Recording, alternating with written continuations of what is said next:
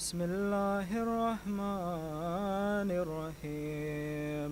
اللهم صل على محمد وآل محمد. اللهم إني أسألك وأتوجه إليك بنبيك نبي الرحمة محمد صلى الله عليه وآله. يا أبا القاسم يا رسول الله، يا إمام الرحمة، يا سيدنا ومولانا، إنا توجهنا واستشفعنا وتوسلنا بك إلى الله، وقدمناك بين يدي حاجاتنا يا وجيها عند الله.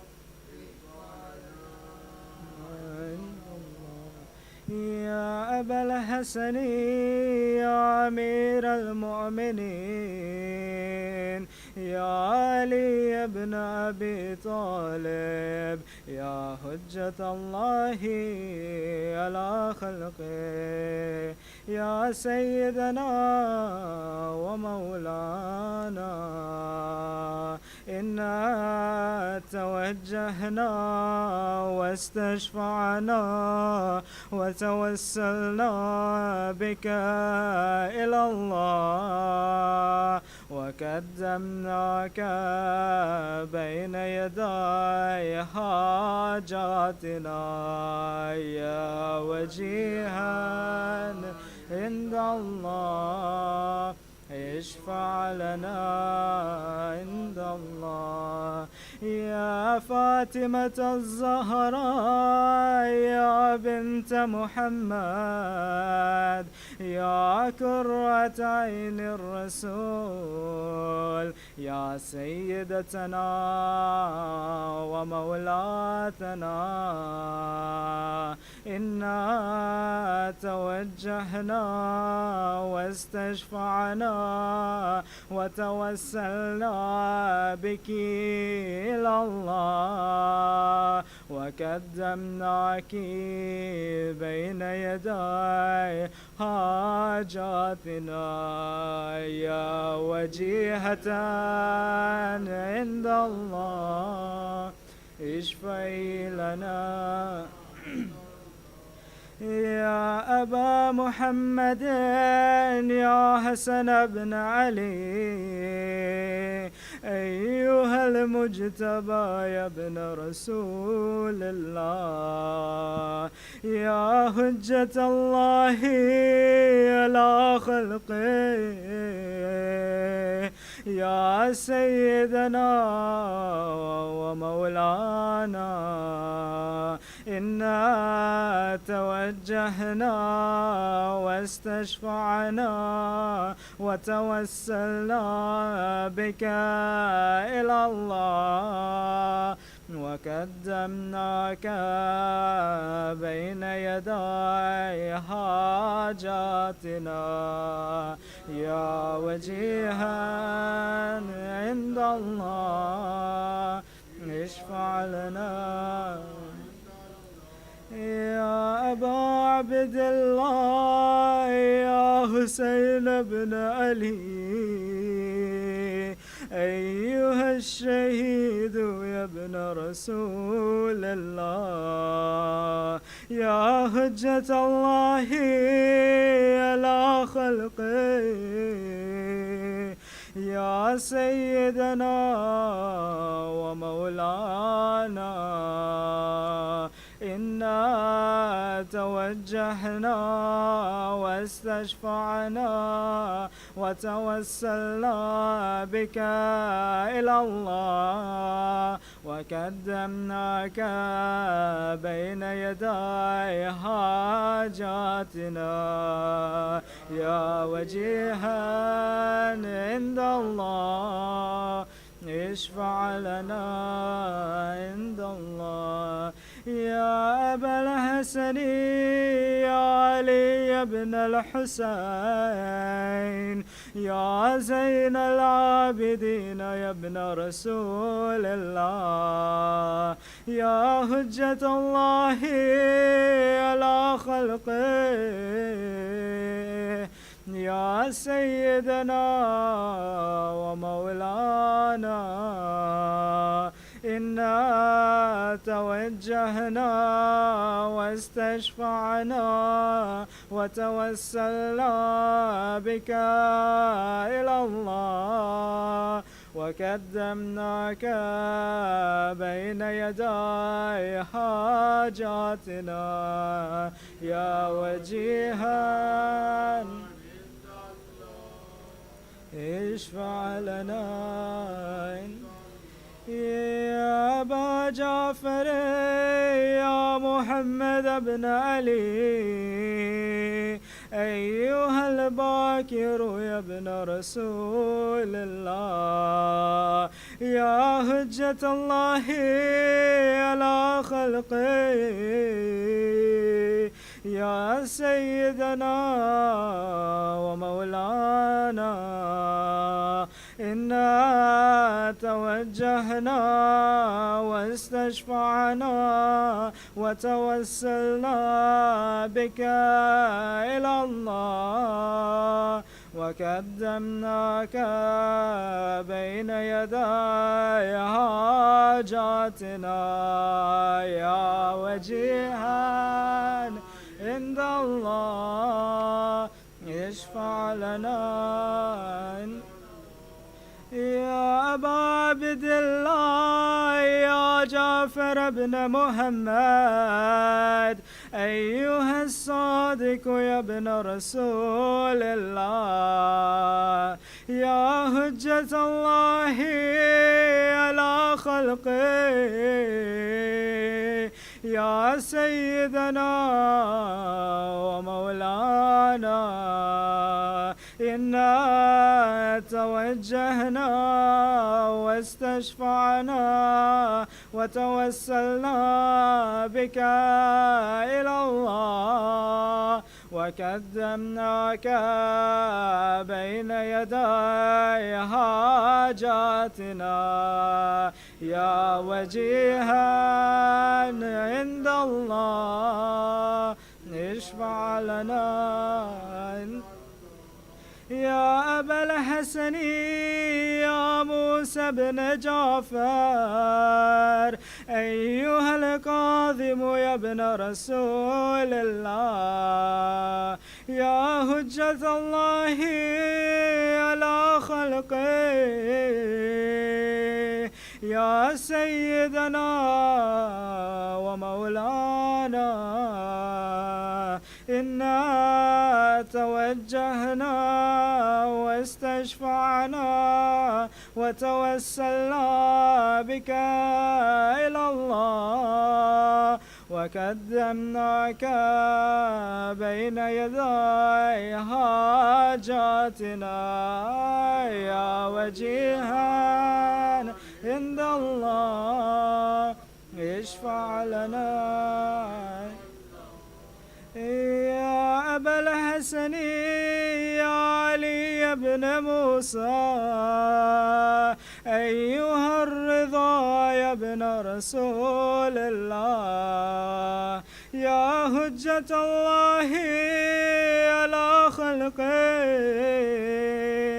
يا سيدنا ومولانا إنا توجهنا واستشفعنا وتوسلنا بك إلى الله وقدمناك بين يدي حاجاتنا يا وجيها عند الله. يا أبا جعفر يا محمد بن علي أيها التقي الزكي الجواد يا ابن رسول الله، يا هجة الله على خلقه،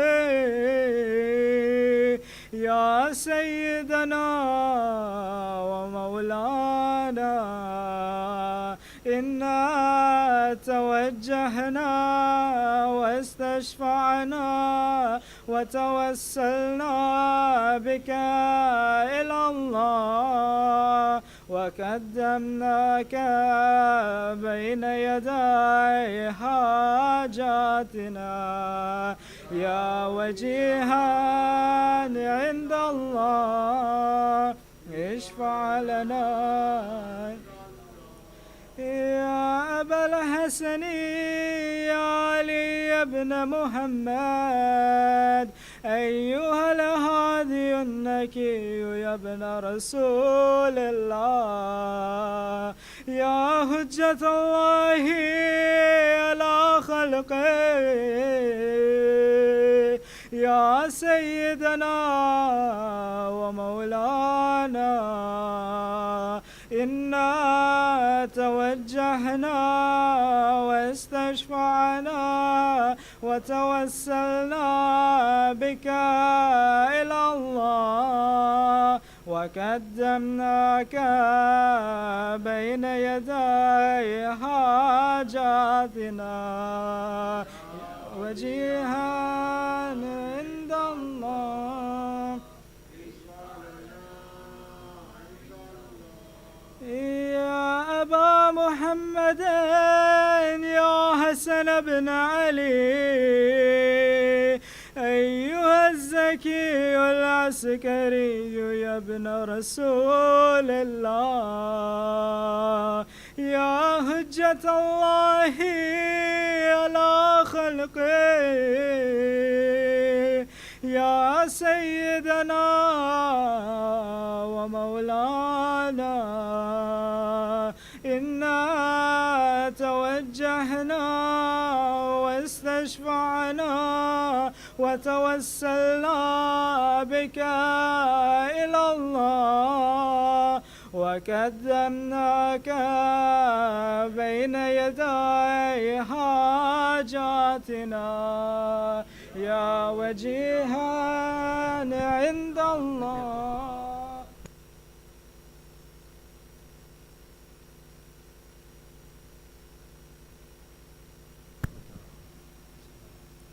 يا وسي الحسن والخلف الحجة، أيها القائم المنتظر المهدي يا ابن رسول الله، يا هجة الله على خلقه، يا سيدنا ومولانا، إنا توجهنا واستشفعنا وتوسلنا بك إلى الله، وقدمناك بين يدي حاجاتنا، يا وجيها عند الله اشفع لنا عند الله، يا وجيها عند الله اشفع لنا عند الله، يا وجيها عند الله اشفع لنا عند الله. حاجات.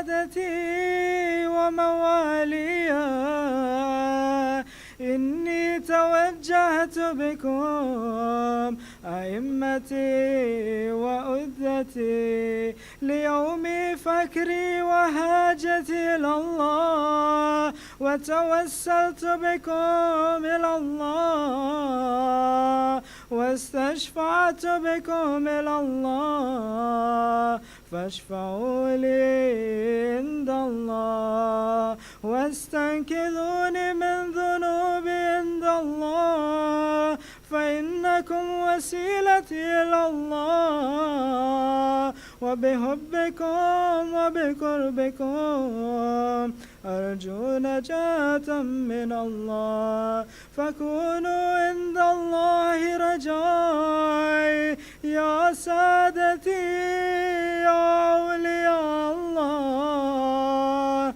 صلى الله عليهم أجمعين ولعن الله وأعداء الله الظالمين من الأولين والآخرين آمين رب العالمين. اللهم صل على محمد وآل محمد. الفاتحة.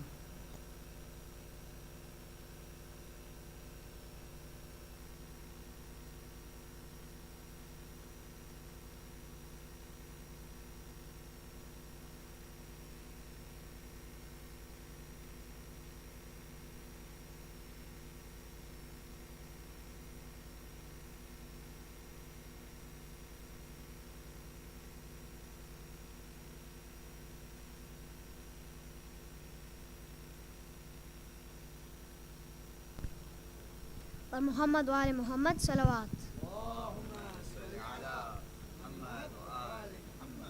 हाय ज़ैनब लुट रही है ए अजीज़ो तुम कहाँ हो सूए कूफा जा रही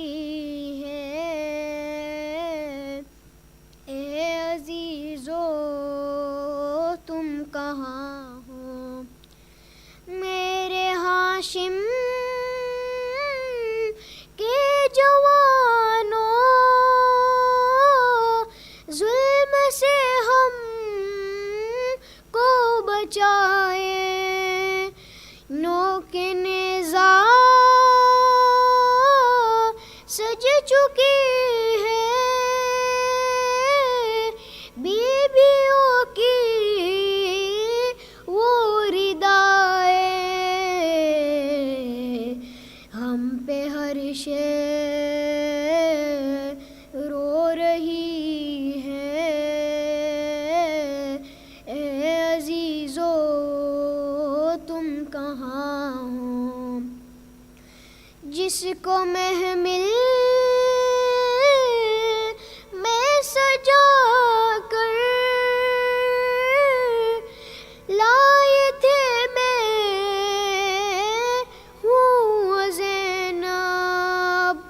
अपनी निगरानी में रख कर लाए थे मैं हूँ ज़ैनब आज तन्हा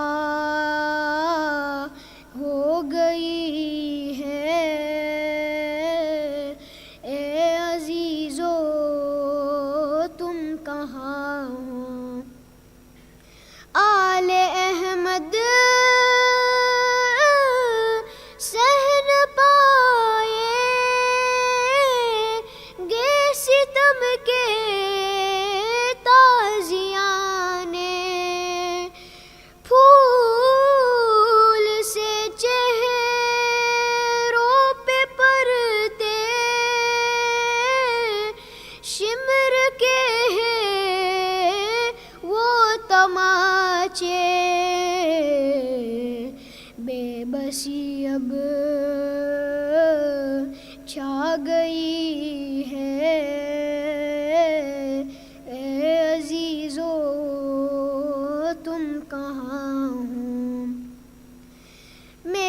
बाबा मेरे बाबा शिमर मुझको है डराता सूए मकतल रोक देती है सदा मेरी सकीना खाक पे सो ना सकी है ए अजीजो तुम कहाँ हो हाय ज़ैनब लुट रही है ए अजीजो तुम कहाँ हो पर मोहम्मद वाले Mohammad सलवात अल-फातिहा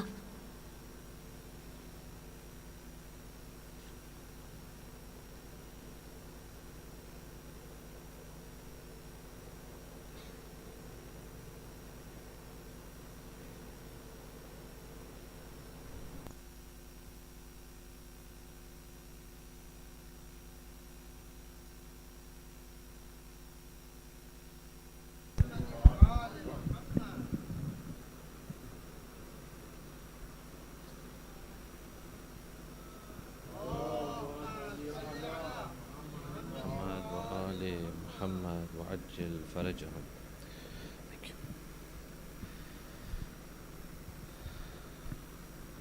Salamun alaykum wa rahmatullah. أعوذ بالله من الشيطان الرجيم بسم الله الرحمن الرحيم الحمد لله رب العالمين بارئ الخلائق أجمعين باعث الأنبياء والمرسلين ثم الصلاة والسلام على أشرف الأنبياء والمرسلين خاتم النبيين شفيع المذنبين رحمة للعالمين مولانا وسيدنا أبي القاسم محمد اللهم صل وعلى آله الطيبين الطاهرين لا سيما بقية الله في الأرض مولانا حجة ابن الحسن عجل الله تعالى فرجه الشريف اللهم صل ولعنة الله على أعدائهم أجمعين من الآن إلى قيام يوم الدين أما بعد فقد قال الإمام علي النقي عليه الصلاة والسلام اللهم صل على محمد بكم فتح الله وبكم يختم وبكم ينزل الغيث وبكم يمسك السماء أن تقع على الأرض إلا بإذنه. Respected scholars, elders, brothers, sisters, we have reached this point of our discussion that yesterday, so basically the question that we are answering in yesterday's lecture and today's lecture is as follows. Yes, Imam is alive, but why do we insist that he must be alive?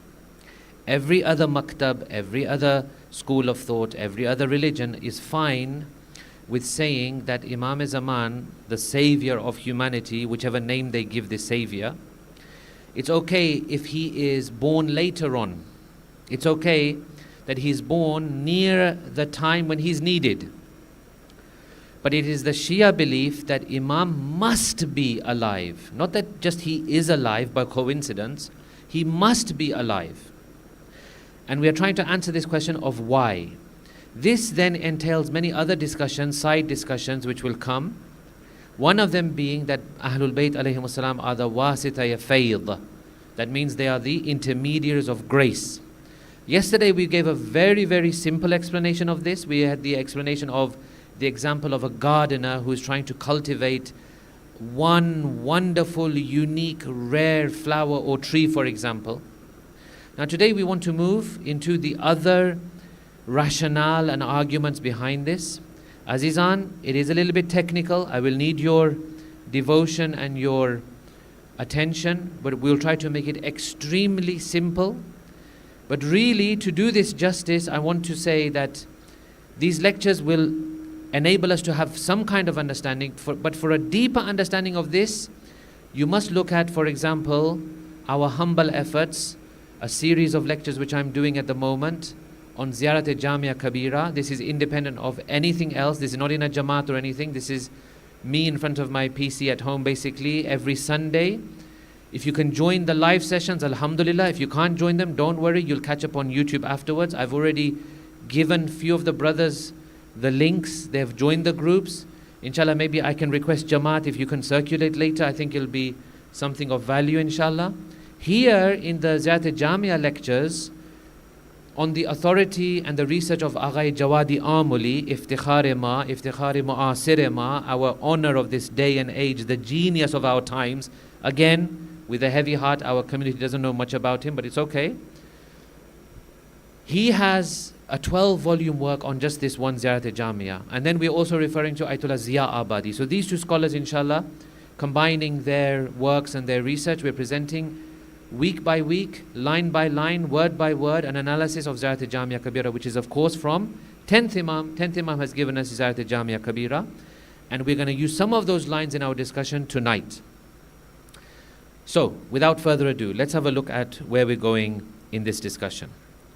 So the characteristics of Imam Zaman were what? That he is alive, but not only that, he has to be alive. He has to be alive. He's not just a political leader, he's not just president of the world, he's not just going to come and form a government.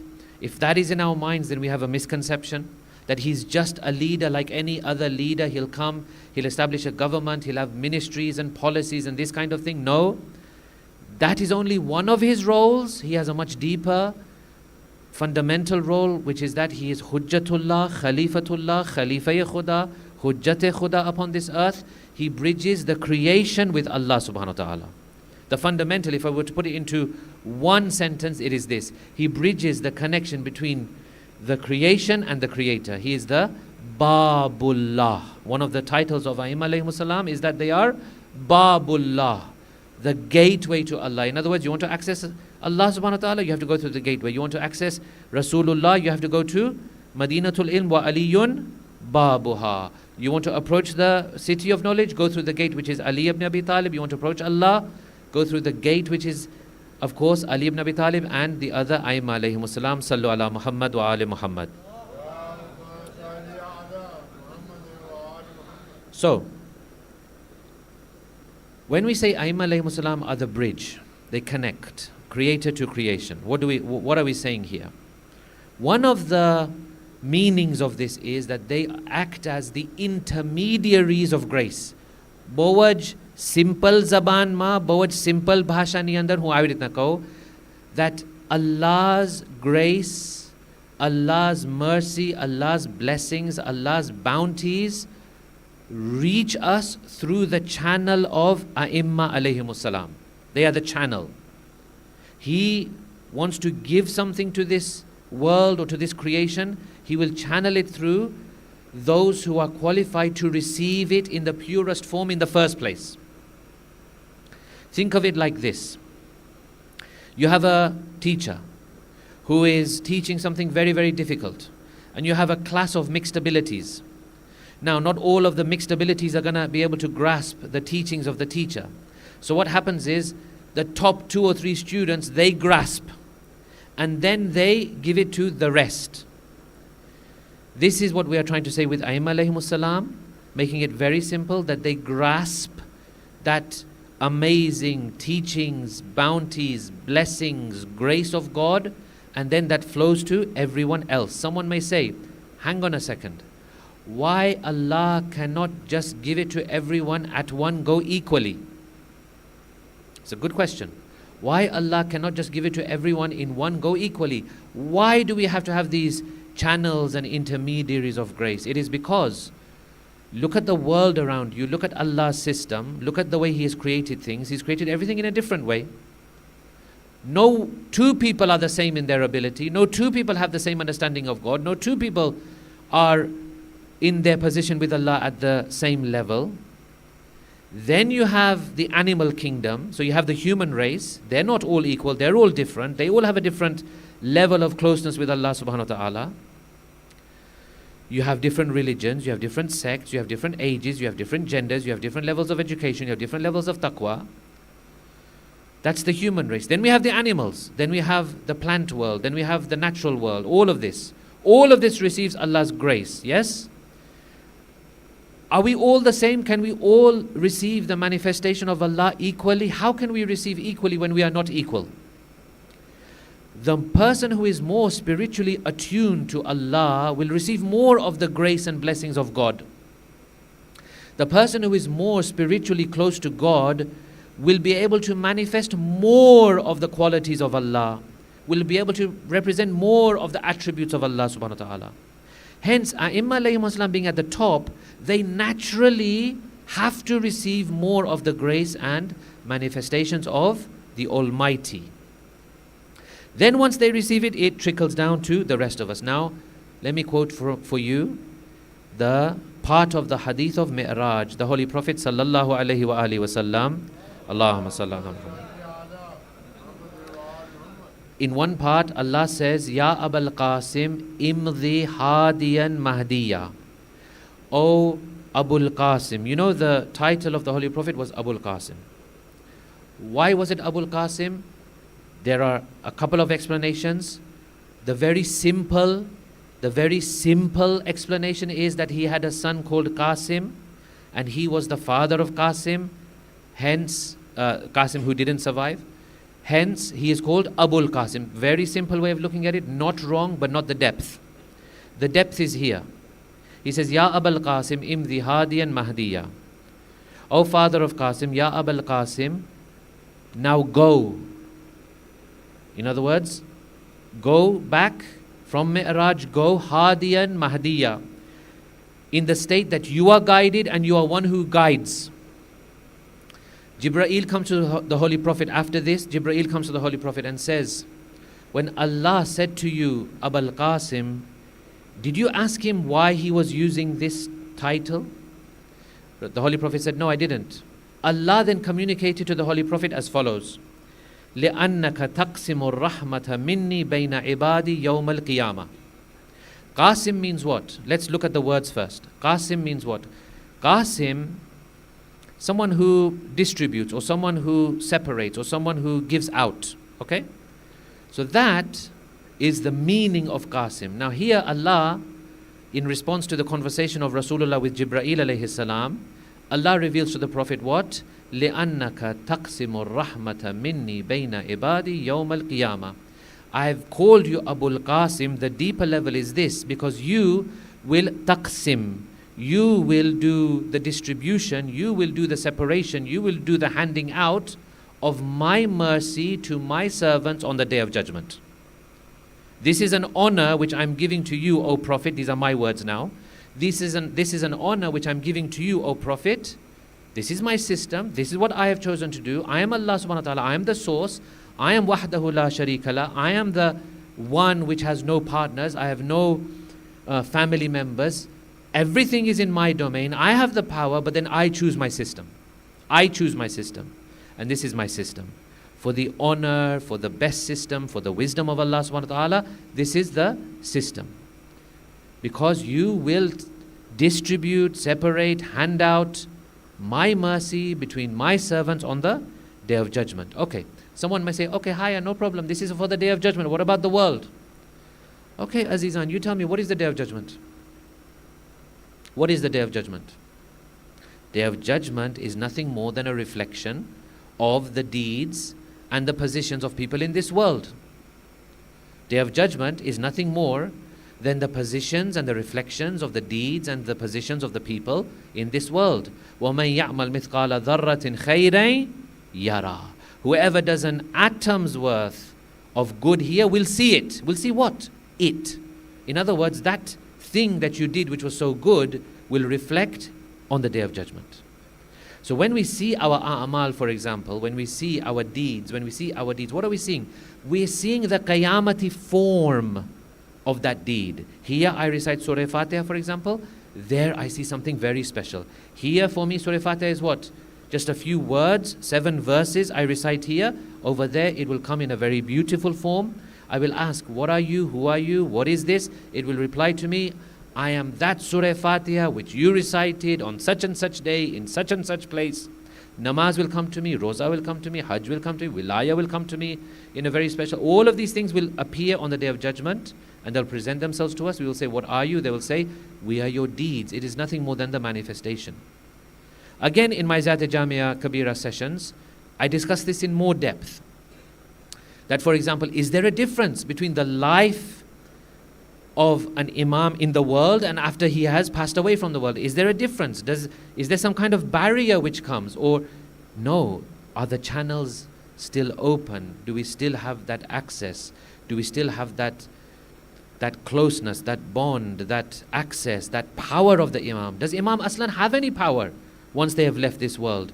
Many people will have you believe, no, they don't have any power. I completely disagree. Based on humble research which I have done and the great works of the ulama, no, after this world, Aimma alayhimus salam are still active, they are still alive in all senses of the word except for a bodily life of this world. Yes, we don't believe that. But other than that, no, the channels are not stopped, the case is not closed, the file is not closed. Inshallah, you have grasped this point with a salawat ala Muhammad wa ali Muhammad. Ya Allah. Someone said to me, Kem atlu ochu paro cho, tame joy liyo time pote. Anyway, we'll try our best. We'll try our best with your help and with another salawat ala Muhammad wa ali Muhammad. Hence, Azizane Girami, now does it make sense when we say there has to always be a hujjat of Allah on this earth? Hence, the first human being was whom? Hazrat Adam. He had to be the first human being. He had to be the first insan. Why? The earth cannot support itself. It doesn't fulfill its purpose. I'll come on to that in a minute. It is not able to survive without the hujjat of Allah being on it. Okay. One question may have entered your minds. If Nabi Adam was the first, then who is the last? The last also has to be hujjat. If we follow the same logic, that the first insan has to be hujjat-e khuda, the last insan must be hujjat-e khuda. Who is that last insan? This is none other than Amirul Mu'mineen himself. Allahumma salli. Allah says to the Holy Prophet, Ya Muhammad Aliyun akhiru man aqbidhu ruhahu min al-a'imma. O Prophet, Ali will be the final Imam whose soul we will take at the end of creation. In other words, and we don't have time right now to go into Raj'at. In other words, whatever that final Raj'at will be, Mazharul Ajaib will be the final insan taken from this world. It has to be. It has to be. There is no other option. The earth has to always have a hujjat. Okay. Let's go to the second, the third, I believe, argument. The third argument is based on the names of Allah subhanahu wa ta'ala. You remember a couple of nights ago, I quoted to you from Amirul Mu'mineen where he says, Ma lillahi ayatun hiya akbaru minni. There is no bigger sign of Allah than me, and there is no bigger and more great news than me. And we said that Aimma alayhimus salam embody the names of Allah, they manifest the names of Allah, they show the attributes of Allah. Inshallah, you remember that discussion? So here is another question and an answer. Khub. So you are saying that Imam Zaman has so much power and ability that he can hear even our thoughts, our whispers, that faharrik shafatek. When we quoted Imam Ali al-Naqi where he says, just move your lips, fa innal jawaba ya'tik. Just move your lips and your answer will come. Are you serious? Imam, living hundreds, thousands of miles away. I just move my lips and he hears my conversation and he answers me. Are you serious? Can this be done? How do we rationalize this? Well, this has the following explanation. Allah subhanahu wa ta'ala, when someone becomes close to Allah subhanahu wa ta'ala, they manifest the qualities of God. You see someone right now, he is a kind person. What is he doing? That is the quality of Allah actually shining in him. He is manifesting, he's showing one of the qualities of God. Now Imam, as we said, he is able to show the maximum qualities and names and attributes of Allah subhanahu wa ta'ala in his own limited form. He's able to show that maximum level of the names and attributes of God. One of the names of God is what? Al-Muhit. Al-Muhit, meaning all encompassing. In other words, Allah is all encompassing.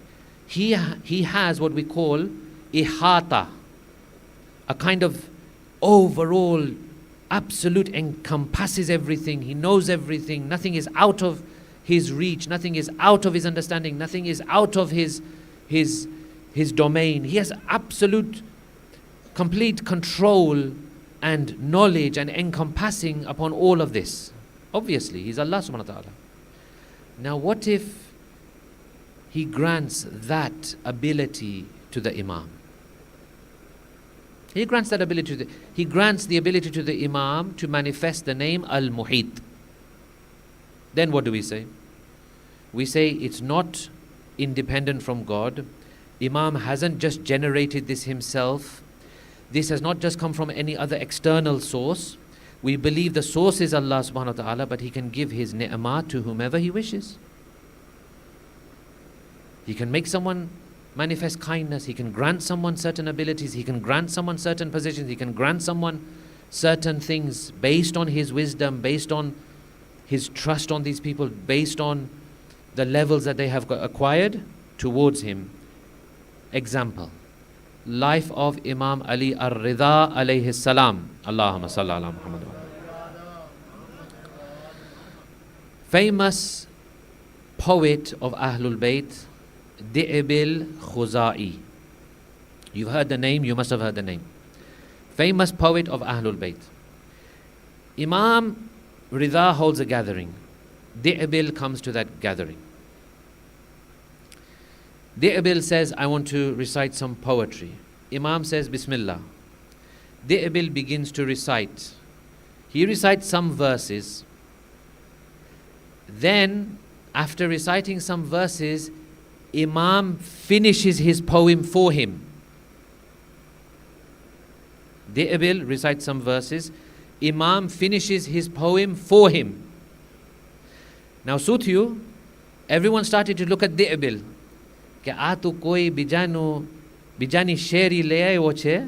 Like, how does Imam know your poem? You've taken this from someone else and you're trying to pass it off as your own. Di'bil looks at Imam and says, Ya Imam Ridha, I just composed this last night. I have not presented it anywhere before. No one before you has heard this. How did you know and how did you finish off my poem? Imam Ridha says, Di'bil, when you composed this last night and you wrote it down and you recited it, that was presented to us and I memorized it. That's why I can recite it before you today. Knowledge of the Imam. This is the knowledge of the Imam. Again in Zat-e Jamia, please refer to it. Very in-depth discussions we've had about ilmul ghaib. One of the questions which come, which I don't have time, I know you'll say, Atla bada sawal tame karo sho jawab nati deta. I know, but we don't have time. One of the questions is, for example, if Imam has ilmul ghaib, then why sometimes you see the Imam asking someone, what is your name, where are you from, what is happening? If he has ilmul ghaib, why would he ask these questions? Anyway, it's been answered there, I'm not going to answer it here. Another way of looking at this, the intellectual argument. Let's have a salawat ala Muhammad wa ali Muhammad. अजीज़ान आप थक तो नहीं गए? आप मेरे साथ हैं ना? Intellectual argument.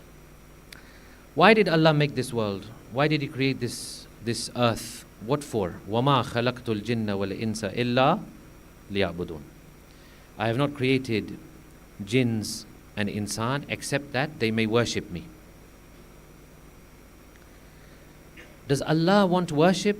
Yes, obviously, because that's what the verse says. Okay. Does Allah want perfect worship? Or does He want very weak, polluted, unattentive, incomplete worship. What does He want? What does Allah want? Does He want perfect worship? Being a wise Lord, having wisdom, having all these qualities that we know of Him.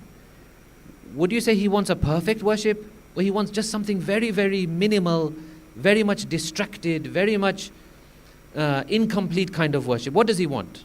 What would you say? What would you say? Complete worship khape che khuda ne ya pachi incomplete?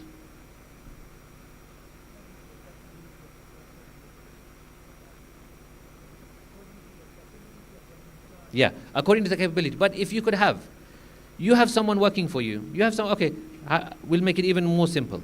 You have someone working for you. You want him to do a bad job or a good job? Obvious, right? We want everyone to do a good job. You tell someone, do something for me. You want him to do a good job, right? No one wants a bad job.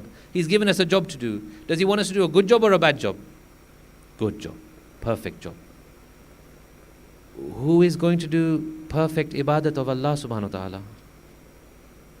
Only the perfect human being, insan kamil, can do the perfect ibadat of Allah. Only the perfect insan kamil can do the perfect ibadat of Allah. Hence, if there is not an insan kamil on the world folds, implodes, collapses, because now that maqsad, that objective of creation is no longer there. وَمَا خَلَقْتُ الْجِنَّ وَالْإِنسَ إِلَّا لِيَعْبُدُونَ. Do you see how we take different concepts and we build our belief? Do you see these beliefs, Azizane Girami, are not just taken out of our pockets. It's not that we don't have anything better to do, so that we come up with all these different beliefs and different. These are all concepts, Azizan, brother, sister. You need to string them together and bring out a whole belief. You need to take certain things. One truth is here, one truth is here, one truth. Join the dots and you'll see the beautiful picture that Islam creates. It's not just good enough for someone to come along and say, but the Quran says this. Okay, sabr, take it easy, chill. Look at the rest of the Quran. Look at the rest of the context. Look at the history. Look at the taqaddum, ta'akhur, what comes before, what comes after. Look at all of these things. Then refer to seerah, then refer to aimah, then refer to sunnah, then refer to all of these things. Then refer to aql, and then once you do all this, then you come out with something very beautiful. Islam, Allah has not just thrown a comment, na'udhu billah, that al-yawm akmaltu lakum din, that I am so happy with your religion today. I've perfected your religion. These are all, come on, realities that we have to understand. Hence, Imam Ali al-Naqi alayhi salam says, Allahumma salli ala Muhammad. Bikum fatahalla. With you, Allah begins everything. He begins creation with you. He begins everything. You are the starting point. Wa bikum yakhtim. And with you, He ends everything. He seals everything. Wa bikum yunazzilul ghayth. For you, for your sake, and with you does He pour down the rain. Allah, Allah. What Ahlul Bayt you have created, Khudaya, that because of them and through them you send down the rain. وَبِكُمْ يُمْسِكُ sama. For your sake does He withhold the heavens from falling on the earth except by His permission. There are many things science has not even been able to understand properly and conclude properly. There are many things that even science says we don't exactly know. For example, one of the basicest things, how did water come on the earth? Still they don't know. How, for example, water actually exists on this earth as a substance of liquid, they don't know. They can't explain it. There are things here, I'm not saying that these things don't have a scientific explanation. They maybe do. But what I'm saying is that there's a world beyond. There's a world of Allah. There's a world of His amazing system. Some of it we see, some of it we don't see. Some of it is in the blessed wujud and existence of Imam Sahibul Asri was Zaman. Allahumma salli ala. Now let me finish with a very interesting story from the life of one of our ulama. There's a man called Sayyid Ahmad Tabatabai. He narrates the following. He said, I was a student. I was studying in Germany, in the town of Aachen, I think it's pronounced, Aachen. I was studying in this town, and one day when I came home, I found a note on my door. This note was from one of the awliya. And he knew this person. It is Agha Ja'far Mujtahidi, one of the awliya of Allah from Qum. And I recognize his handwriting. He said, he wrote in this note, he said, I'm here in Germany for a very particular matter. I'm staying in such and such place. So I understood that he wants me to go there.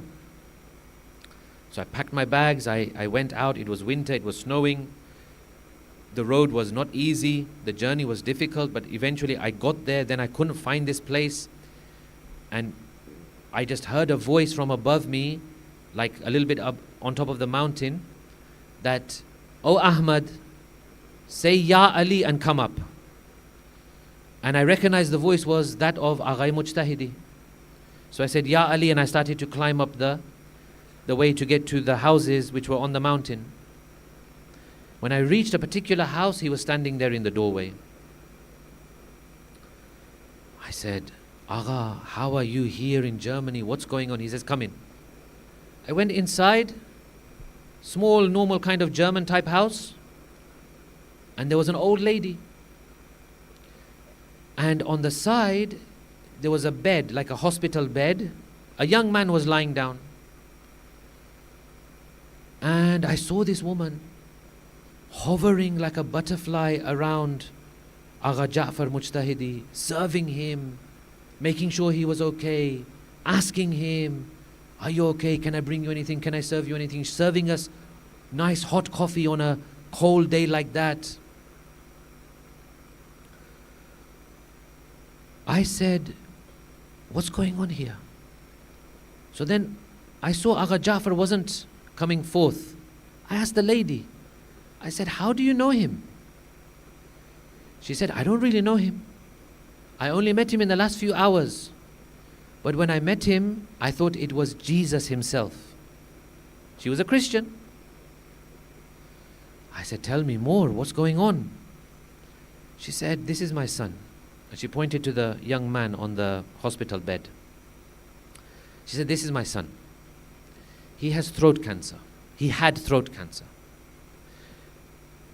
Doctors had given the final that he's not getting better. The throat cancer had swelled up. It grew. It had impacted his vocal cords. He couldn't speak. He couldn't eat. He couldn't drink hardly. One night, I became so emotional. I became so, if you want to say, mustar. I became so emotional and felt helpless that I beseeched Lady Mary, Christian lady. She was a Christian. She said, "I beseech Lady Mary." I said, "Oh Mother of the Messiah. Oh Mother of the Messiah.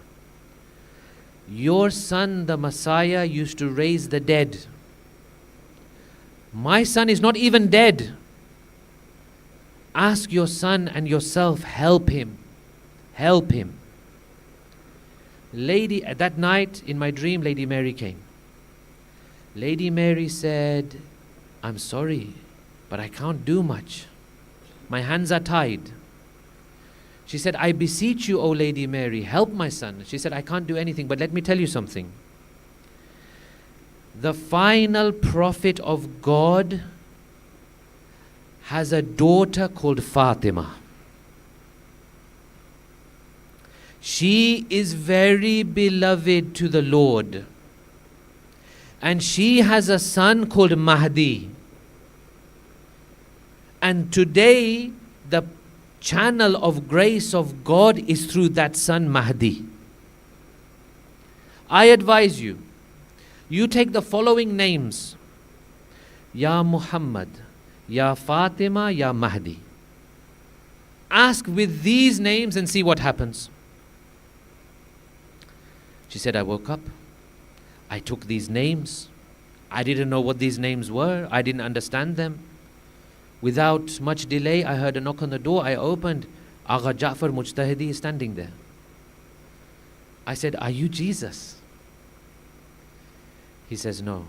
Then she said, "Are you Mahdi?" He said, no, I am khake paye Mahdi.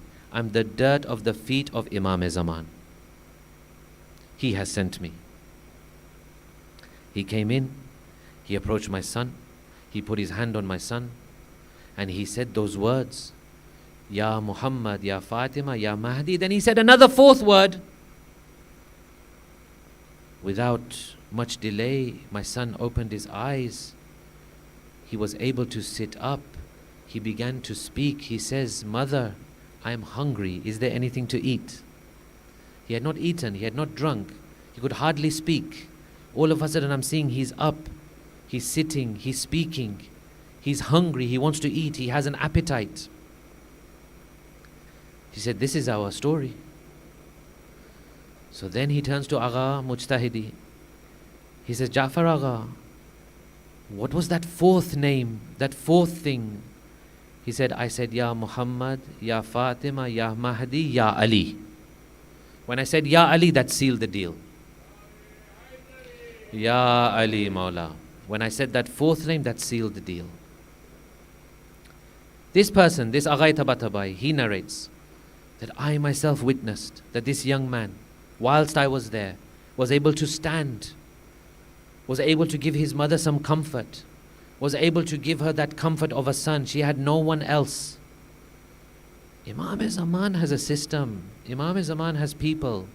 Imam Zaman has things. Inshallah, if we get chance, we'll discuss more about this. But he has people, he has a system. Don't ever think he's not aware. Don't ever think he's not knowing. Don't ever think he's ignoring you. Don't ever think that you're alone. No one should feel alone in this world. No one should feel that they're alone. Your Imam is with you. How much solace and tandak does that give you? How much dil ke andar tandak that gives you in your heart? It gives you a sense of coolness, calmness, freshness. Your Imam is with you. Azizane Girami, ni'mat of wilayat, do not reduce it, do not diminish it, do not think of it as small. Ni'mat of wilayat is the biggest ni'mat of Allah.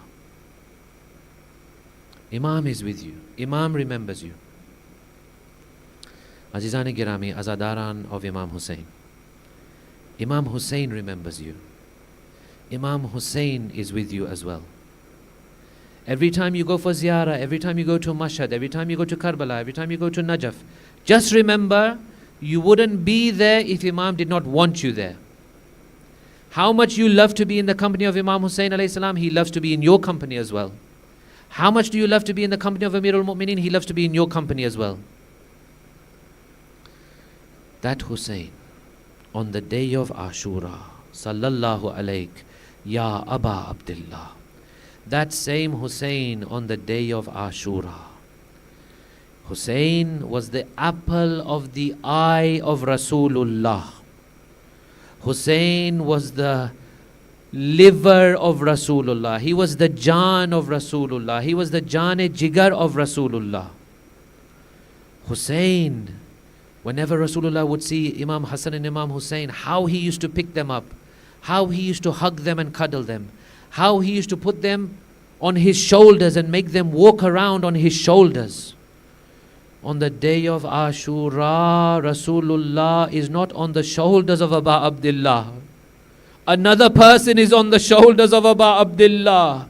Imam Zaman himself, these are his words. وَشِمْرٌ جَالِسٌ عَلَى صَدْرِهِ.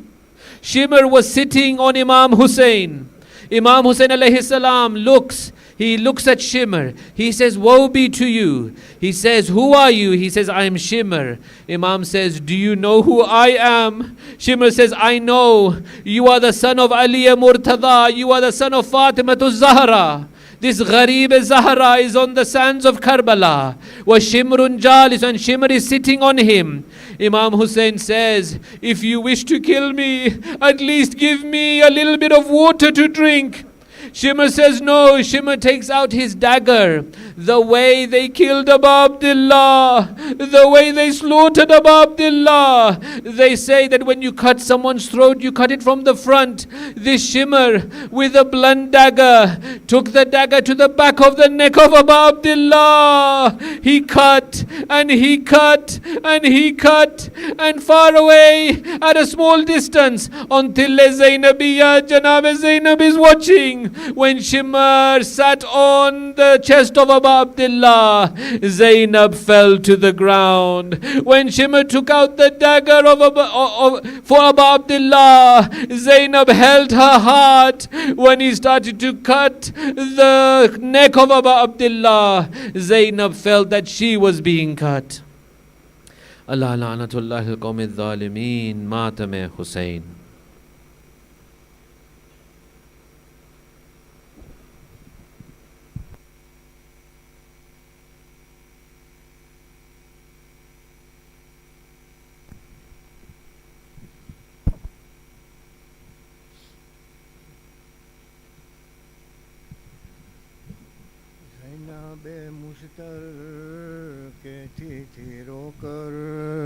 ज़ैनबे मुस्तर कहती थी रोकर छिन गई चादर आए हुसैनाम छिन गई चादर आए हुसैनाम ज़ैनबे मुस्तर कहती थी रोकर ज़ैनबे मुस्तर कहती थी रोकर छिन गई चादर आए हुसैनाम छिन गई चादर आए हुसैन दूर वतन है देश पराया जाऊं कहाँ मैं क्या करूं भैया दूर वतन है देश पराया जाऊं कहाँ मैं क्या करूं भैया बंद है रहे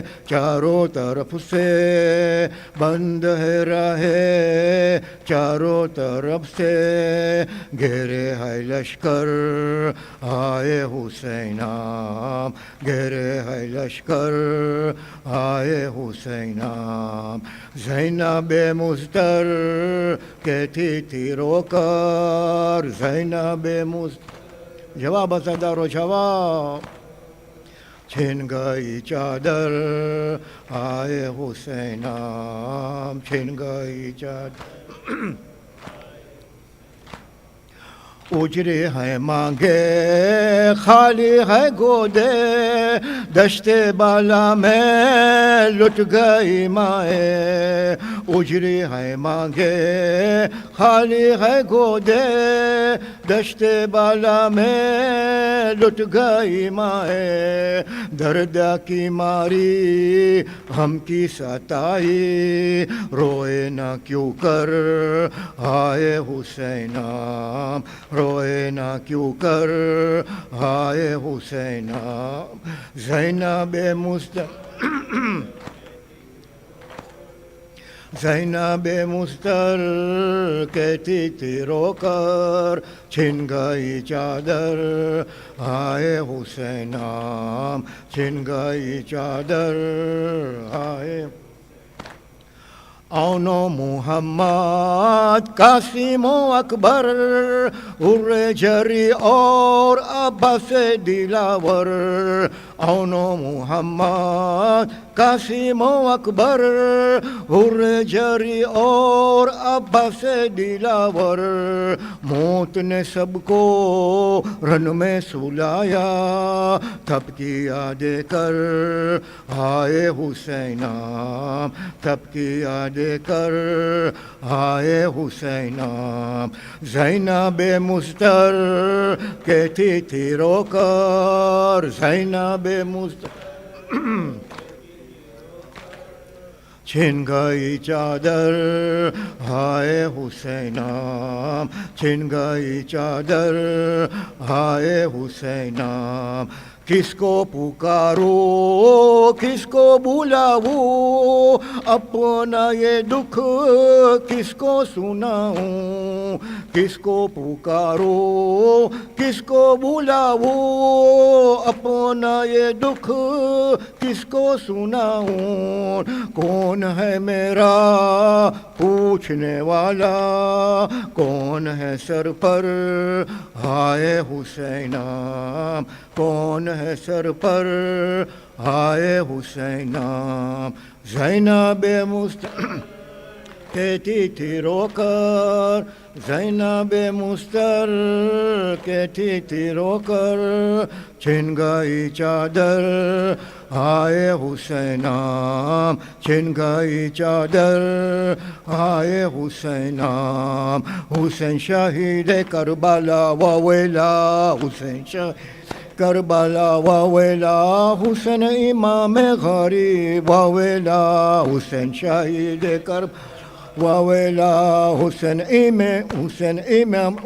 इमाम मज़लूम वावेला, हुसैन शहीद करबला वावेला, अकबर नौजवान शिशुद वावेला, हुसैन शहीद बला वावेला, असगर शिन खावरान शिशुद वावेला, हुसैन शहीद करबला वावेला, अब्बास आलमदार शिशुद वावेला, हुसैन शहीद करबला वावेला, हुसैन इमाम गरीब वावेला, हुसैन शहीद करबला वावेला।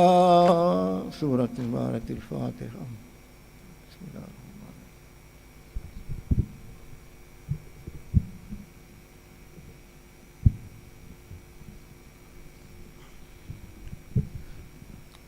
अस्सलामु अलैका या रसूल अल्लाह, अस्सलामु अलैका या अमीर अल-मुमिनीन, अस्सलामु अलैका या फ़ातिमत ज़हरा सय्यदतुन निसाइल आलमीन, अस्सलामु अलैका या हसन अल-मुज्तबा, अस्सलामु अलैका या अबा अब्दिल्लाह अल-हुसैन व अला अली इब्न अल-हुसैन व अला औलाद अल-हुसैन व अला अस्हाब अल-हुसैन व अखीका अबुल फ़ज़ल अब्बास व उख्तैका ज़ैनब व उम्मे कुलसूम व बिन्तिका सकीना।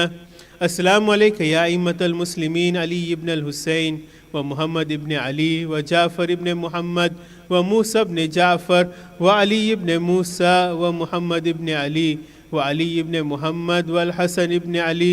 अस्सलामु अलैका या मौलाना या साहिब ज़मान, अस्सलामु अलैका या खलीफतुर रहमान, अस्सलामु अलैका या शरीकल कुरआन, अस्सलामु अलैका या काबतल ईमान, अस्सलामु अलैका या इमाम अल इंसी वल जान, अज्जलल्लाहु तआला फरजक व सहलल्लाहु मखरजक व ज़ुहूरिल अम्र व रहमतुल्लाहि व बरकातुहू। नारे